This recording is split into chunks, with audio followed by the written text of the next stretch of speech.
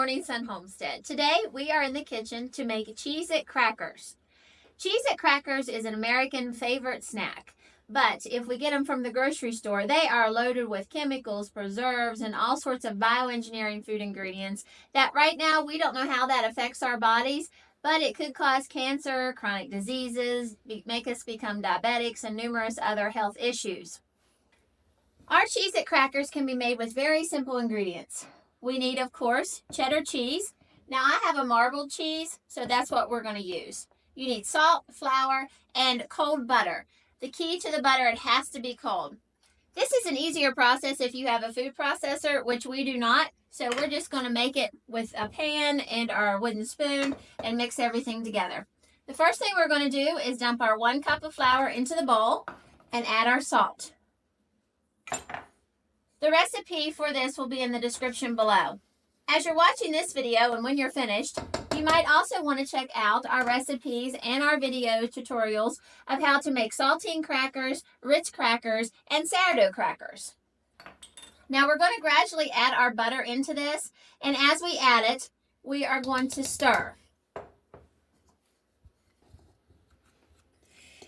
You can cut this in with a pastry blender if you have one. I'm just going to use a fork. That's the closest thing I have to that.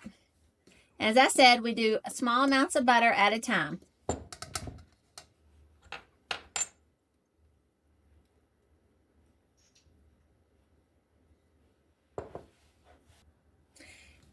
I have the butter cut in.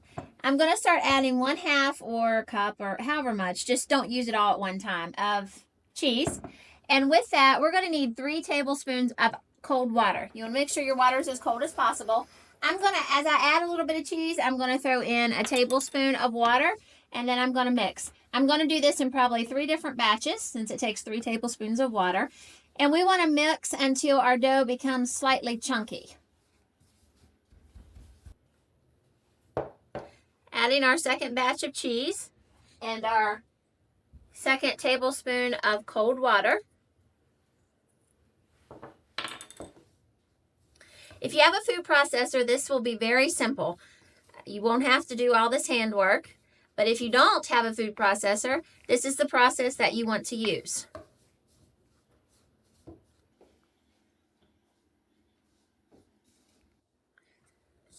We've added everything. As you can see, we have a very sturdy dough, but it's not sticky. It's not going to stick to us, and that's what we want.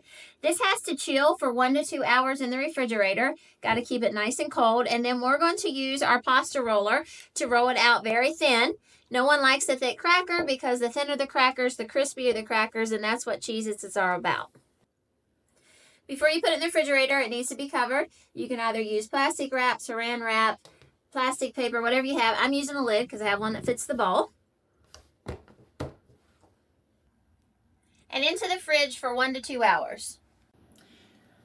Our Cheez-It crackers have chilled for about 1 hour and 15 minutes. The normal chill time is 1 to 2 hours. So now we're going to take them out. And we're going to roll them a little bit flat so I can get them through the pastry roller. I'm going to divide this in 2. It just makes it easier for me to be able to roll them.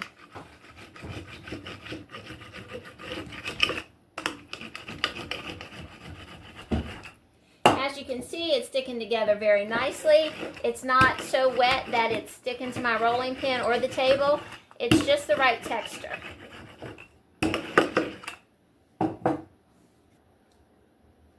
Okay, with the pasta roller, I think I said pastry before, I meant pasta. With the pasta roller, it's real simple. We just need to feed it through, and it will make it the right thickness for us. We don't want them very thick, because then you don't have the crispy that we get with store-bought Cheez-Its. So I'm going to run them through. It has 9 different settings on it, and I just do 1 setting at a time and keep getting it thinner and thinner. If it gets too wide that it won't fit through here, I can always cut the dough down into strips and then run it through again. Once we get it through the pasta roller, we need to preheat our oven to 350 degrees. And now we're going to prepare to cut into our Cheez-It size.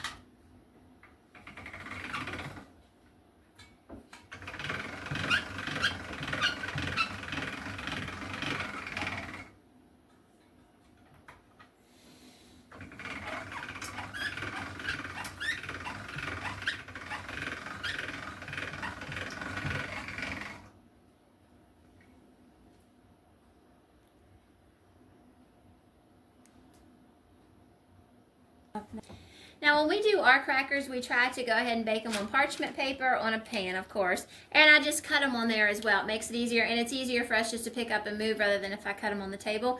You can do them however you like. As you can see, the pasta roller gets them very thin, so they're going to be nice and crunchy. It's a lot like our saltines. And once again, you want to make sure that you take in the video of the saltines, the Ritz. I did not roll the Ritz out, but we want to make sure that the next time we do that, they will make a lot better cracker if we roll them out. We also did sourdough crackers with this card, so you want to make sure you check those videos out.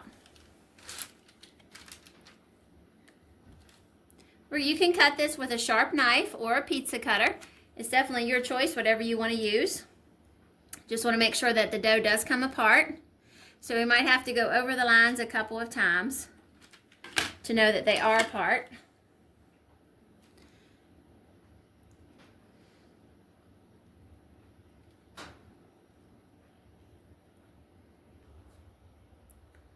When you begin cutting your crackers, if you want to have them nice and smooth, you can cut the edges off, and the ends, it's all raggedy. We can re-roll those, and as thin as the dough already is, we can actually roll those with the rolling pin instead of putting them back through the pasta cutter. But as you can see, they're very easy to cut. Also, something that we do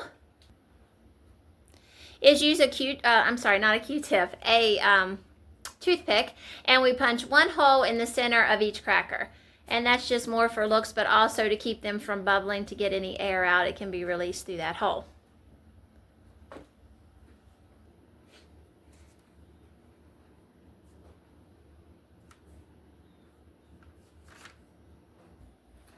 Our oven has preheated. With any cracker, when you bake, you need to bake in the center of your oven.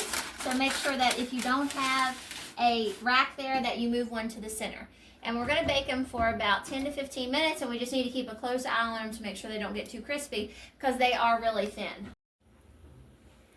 This is what the Cheez-Its look like when they've come out of the oven. If you like the brownish look on the crackers, we need to flip them at this point and bake for about another 5 minutes. But you have to be very careful. It will be easy to burn these now because they're pretty well cooked through. If you're just looking for the brown on both sides, you'll need to flip them all, and then we'll need to rebake.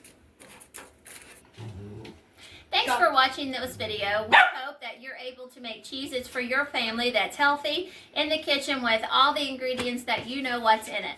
If you like our videos, we would ask that you subscribe to our channel. And as we said before, we have a lot of other cracker videos out there that you need to view as well. Have a great day.